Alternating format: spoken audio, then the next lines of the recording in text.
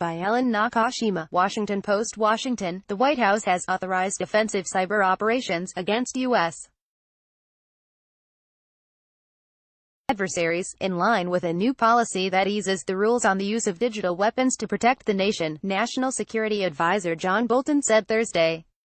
Our hands are not tied as they were in the Obama administration, Bolton said during a news briefing to unveil a new national cyber strategy.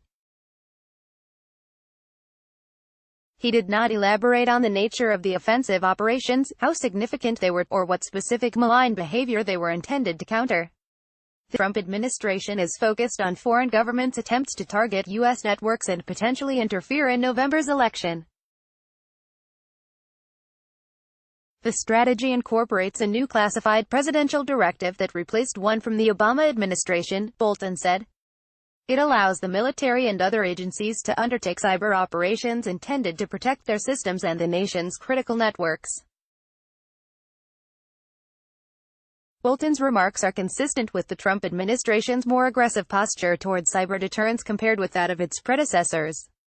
He cast the latest move as part of an effort to create structures of deterrence that will demonstrate to adversaries that the cost of their engaging in operations against us is higher than they want to bear.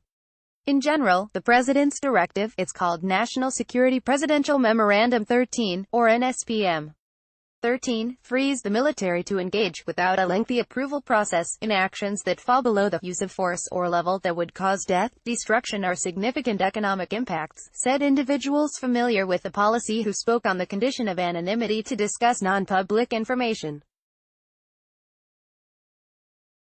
As a policy matter, Bolton's remarks likely mean they are willing to take more risks than previous administrations, but the proof will be in the results, said Michael Daniel, Obama cyber coordinator. Trump's strategy builds off those put forward by previous administrations and incorporates initiatives already underway, such as using a risk management approach to stanching vulnerabilities in critical networks. Overall, they almost directly mirror the Obama administration's National Cybersecurity Action Plan issued in 2016, which grew from best practices developed by industry and the Commerce Department, said Ari Schwartz, a former senior cyber official in the Obama administration. The strategy does not go far enough in accelerating the reforms that need to be made, said Representative James Langevin, DRI, co-chair of the Congressional Cybersecurity Caucus. It's good to clarify the roles of federal agencies in protecting critical infrastructure, he said. But the document often fails to provide the strategic guidance regarding what trade-offs we should expect to make between regulating and responding to the needs of critical system owners. Langevin said it's ironic that Bolton eliminated the position of White House cyber coordinator when he took office earlier this year, what he called the very position best able to address these trade-offs at a national level. Bolton said he did so to eliminate the duplication and overlap on the National Security Council staff. He said that other directorates, intelligence and counterproliferation, for instance, were headed by directors, but did not also have a coordinator above that position. The issue of responding to cyber provocations has been hotly debated for years. The Obama administration took criticism for being too slow and too timid. Some former officials pushed back, saying the obstacle to responding aggressively to a foreign cyber attack was not the policy, but the inability of agencies to deliver a forceful response.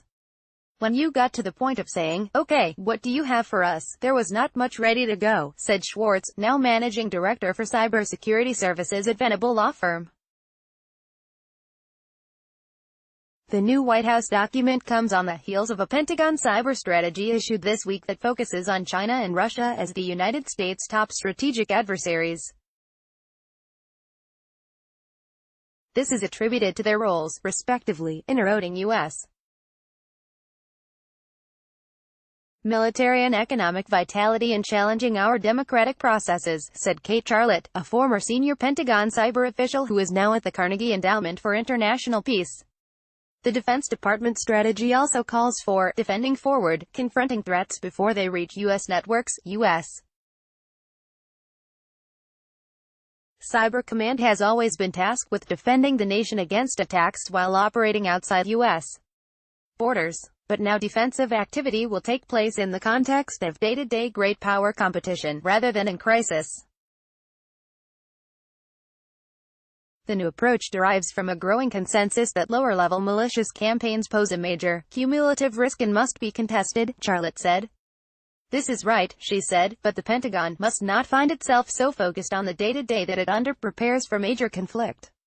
The strategy also makes more explicit the Defense Department's role in deterring or defeating cyber operations targeting U.S. critical infrastructure that is likely to cause a significant cyber incident.